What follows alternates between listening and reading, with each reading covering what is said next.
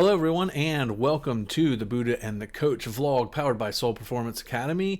I'm your host, Dan Mickle, and the Buddha and the Coach is a weekly vlog focused on the teachings of the Buddha in a coaching light. The Buddha and the Coach is proud to be sponsored by It's Called Normal Athletics. It's Called Normal Athletics makes the extraordinary ordinary through adaptive beach volleyball. Everyone should have the opportunity to enjoy and excel at the sport, and ICN offers the programs and the education to make normal for adaptive athletes to play on any court. Help them make beach volleyball court a place for everybody. For more information or to donate to the 501c3, please visit icnathletics.com. Again, it's called Normal Athletics, and thanks to John and Dave and everyone doing all that great work in the space of para beach volleyball and working with some great athletes there. All right, lesson 29 this week is you yourself, as much as anybody in the entire universe, deserve your love and affection. And this is a great one to play with. I love looking at this one and figuring out, how are we going to work with this in the coaching light? And I think there's a lot of great things that we can take away. So again, let's repeat that. You yourself, as much as anybody in the entire universe, deserve your love and affection. And I think the best way that we can show our love and affection towards ourselves is with some serious self-care. And I think that is an area where coaches in general suffer from.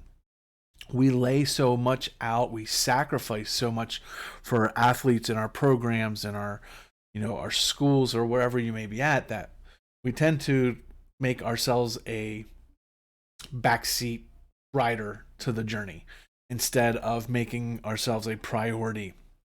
And I'm not saying, oh, hey, look, this is all about me or this program's about me. I'm just talking about what we're giving, what we're taking, and how we can work on it. So I think we have a pretty bad burnout rate in coaching across all levels, across all sports, because it takes such a toll on us. And it takes a toll because we don't know how to set those boundaries, and we don't really know how to have self-care. We look at some of the most successful coaches in any sport, someone like Nick Saban, for example, and it just seems like they're always on the grind, but that's what works for him. He knows what boundaries to have. He knows how to work that. That grind may not work for you or anyone else. It's very specific, and I think that's what we need to look at, and that's what we need to find. So what are some of the things that we can do as coaches to have that self-care or that affection and love for ourselves as a coach? And for me, I think number one above all is always just prioritizing rest and recovery. We work really hard during practices, we work hard during matches, and then in between matches and games, we're scouting or trying to figure out what happened or looking at stats. But we never take the time to say, hey, I'm taking today off. And that can be really tough in season because you start to feel guilty. Maybe you have a rough match or a rough game, and you feel like if you take the day off, you're failing. But the truth of the matter is getting that recovery and resetting things is going to make you a better coach for when you need it at the next practice. You have a rough game on Saturday, take the Sunday off. And we'll talk about a couple of the other points that'll fit into this, but take that Sunday off and then get back at it on Monday. The problem is a lot of times when you have that bad Saturday, you're going to want to work and do something on Sunday. Oh, I'm just going to look at a little bit of film, or I'm just going to stat this. Shut it down completely for that day and recover.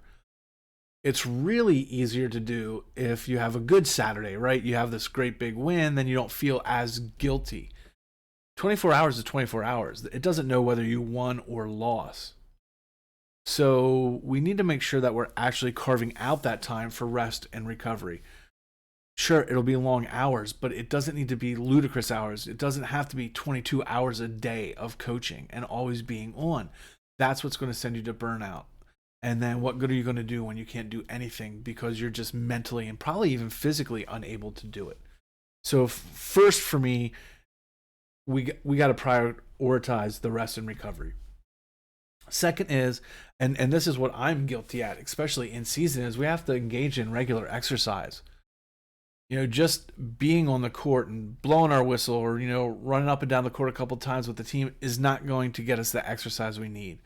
When we are in season, it's probably even more important to make sure that we're not getting that burnout and that we're not running ourselves down. We have to have that exercise 10 minutes a day, 15 minutes a day.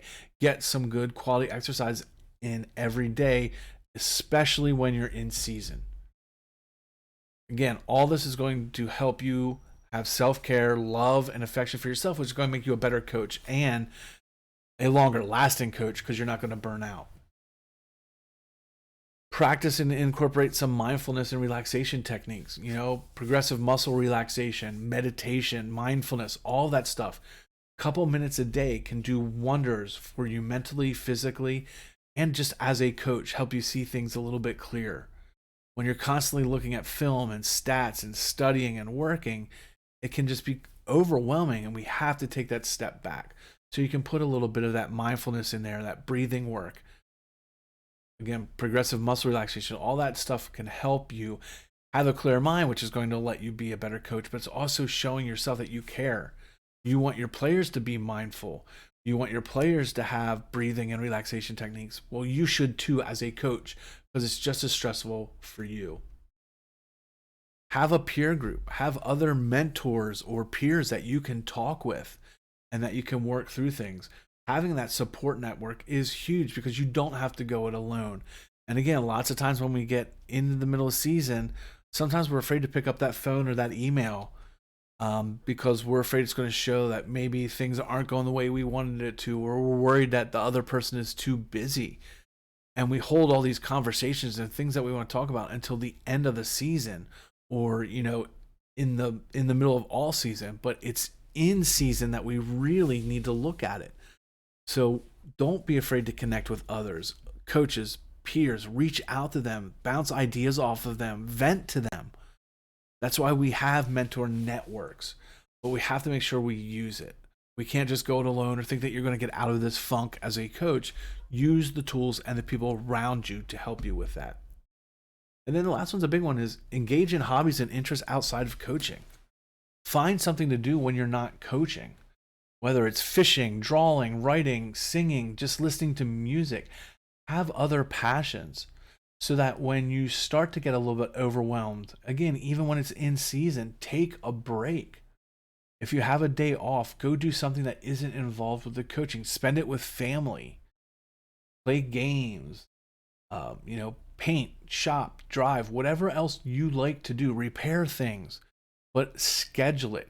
Don't just say, oh, I'll get to it when I feel like I can, or you're just going to continue to burn yourself out and continue that endless loop. Schedule that time off. Schedule those activities during the time off so that you know that you're actually going to get to it. This is probably the biggest issue in coaching that we have. We can forget about all the ethical issues and the legality issues. Burnout is really what's happening to our coaches, and all those other issues can also be a symptom of the burnout. Maybe you're not paying attention to things as much as you might, or you're trying to cut corners because you're exhausted, you're tired, you're frustrated because things aren't going as well as you hoped they would.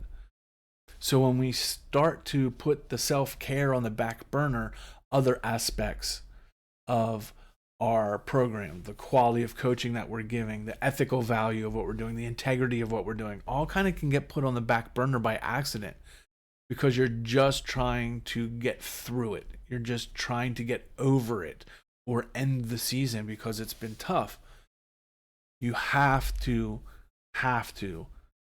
have hobbies and take breaks and schedule time and really look at your self-care so that you're not burning yourself out. Or we are going to continue to lose coaches continuously at these really scary rates that we are now. I mean, just look around any school district or club around you. It's almost impossible to find coaches that want to do it. And there are a ton of reasons, but the commitment and the burnout is probably one of the top. Probably one of the biggest reasons why we're having troubles with coaches. People just have to step away because they can't take it anymore. So Let's learn to love and show affection to ourselves so that we don't burn out and that we can continue to play.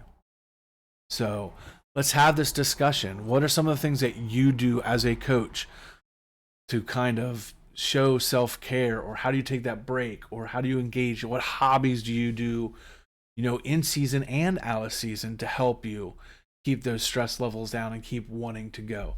Hit us up in the comments. Make sure you subscribe, like, and share. And again, this is lesson 29 of Buddha and the Coach. You yourself, as much as anybody in the universe, deserve your love and affection. Share all of this with your coaches and your friends. And we would love it if you would hit that subscribe button on whichever side it is. One day I'll figure that out and get it right. And remember, you can hit me up on all social media at Real Dan Mickle. You can also hit us up, Soul Performance Academy, at 717 Soul across all social media. Peace, much love, don't suck. See you back here next week. And remember, one day one. It's either day one or one day, your choice.